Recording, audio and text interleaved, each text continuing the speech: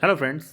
यदि आपने कोई प्रॉपर्टी रजिस्ट्री करवाई है तो आपको ये वीडियो समझ लेना चाहिए कि प्रॉपर्टी रजिस्ट्री के बाद आपको कौन कौन सी प्रक्रियाएं जो प्रोसेस हैं वो और करने चाहिए जिससे आपकी ज़मीन पर विवाद, डबल रजिस्ट्री या किसी भी प्रकार की धोखाधड़ी ना हो। ठीक है। मात्र आपने सेल डीड, गिफ्ट डीड या मान लीजिए विल करवाया है तो निश्चित ही मानिए कभी ना कभी उस ज़मीन पर प्रॉब्लम क्रिएट हो सकता है। तो रजिस्ट्री के बाद कौन कौन सी प्रक्रियाएं होती विशेषज्ञ द्वारा समझें आप। ठीक है। और साथियों, और कि यदि आप किसी मैटर पर बेहतर विशेषज्ञ द्वारा लीगल कंसल्टेशन, कानूनी सलाह लेना चाह रहे हैं तो हमारा कॉन्टैक्ट नंबर वीडियो की डिस्क्रिप्शन में आपको मिल जाएगा, मेंशन किया गया है। ठीक है। या मान लीजिए कोई प्रॉपर्टी खरीद रहे हैं, उसका डॉक्यूमेंट्स वेरिफिकेशन करवाना है। ठीक है कि ये विवादित तो नहीं, सरकारी जमीन तो नहीं, डबल रजिस्ट्री से अधिक 143, आप सारा कुछ चेक करवा सकते हैं।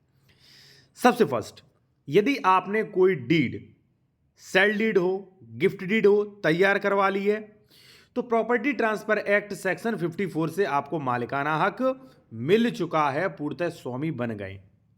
अब आप कहेंगे कि जब मैं पूर्णतः स्वामी बन गया हूं तो मुझे ये प्रक्रियाएं क्यों करवाना जरूरी, क्यों मैं फालतू में पैसा और समय बर्बाद करूं। चलिए मैं आपको बता देता हूं। देखिए, ये तो प्रॉपर्टी ट्रांसफर एक्ट कह रहा है कि 54 आपको स्वामित्व मिल गया। ठीक है। अब उस स्वामित्व के आधार पर आपको रेवेन्यू में, क्योंकि देखिए राजस्व का कानून अलग होता है, ठीक है ना, रेवेन्यू में जाके, रेवेन्यू कोर्ट में जाके ये रजिस्ट्री के आधार पर आपको धारा 34 और 35 में दाखिल खारिज, जमाबंदी, म्यूटेशन जो है वो करवाना होता है, आवेदन देना होता है।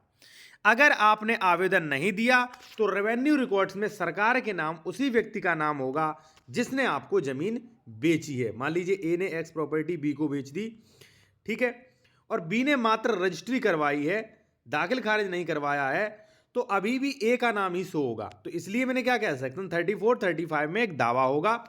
ठीक है।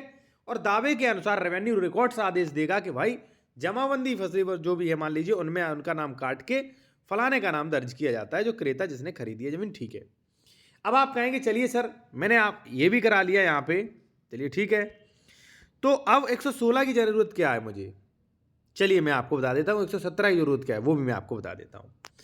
देखिए, रजिस्ट्री और म्यूटेशन के बाद आप प्रॉपर तरीके से मालिक बन चुके हैं।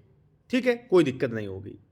लेकिन यदि आप भविष्य में कभी भी विवाद नहीं चाहते या आप चाहते हैं कि हमारे बच्चे कभी विवाद ना पड़े, ठीक है, तो आप 116, 117 करवाएं। क्यों करवाएं, चलिए मैं आपको बताता हूं।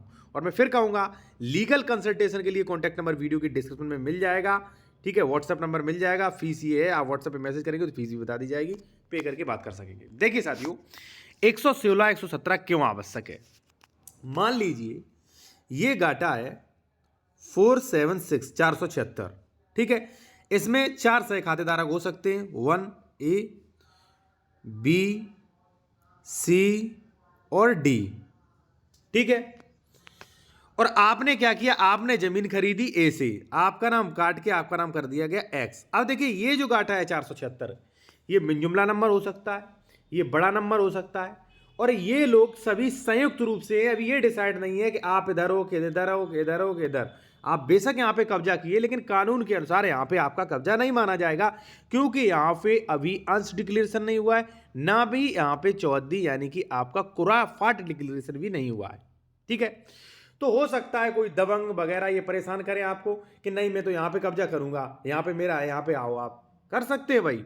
तो इसके लिए सबसे पहले आपको 116 करना होगा, कर दीजिए। एक डिक्री जारी होगी कि फलाने व्यक्ति का 1/4 अंश घोषित किया जाता है। उसी के बेसिस पे एक कोरा डिक्लेयर होगा कि हरे रंग का कोरा जो है वो ए का घोषित किया जाता है, लाल रंग का कोरा जो है यहाँ पे बी का घोषित किया जाता है। ठीक है। पीले रंग का कोरा जो है सी का घोषित किया जाता है, काले रंग का कोरा जो है वो डी का घोषित किया जाता है। उसके बाद किसी की भी ये हैसियत नहीं है कि बी वाला ए वाले को परेशान करे या डी वाला बी वाले को परेशान करे, क्योंकि अगर एक बार कुरा डिक्लेरेशन हो गया तो सिर्फ और सिर्फ कमिश्नर की ही हैसियत है कि ये कुरा कैंसिल कर दे। ठीक है। तो आपका बहुत ही मजबूत हो जाएगा और मजबूत काम करिए। बाकी अगर किसी भी मैटर में आप बेहतर विशेषज्ञ द्वारा कानूनी सलाह चाहते हैं तो कॉन्टैक्ट नंबर वीडियो की डिस्क्रिप्शन में मेंशन किया गया है।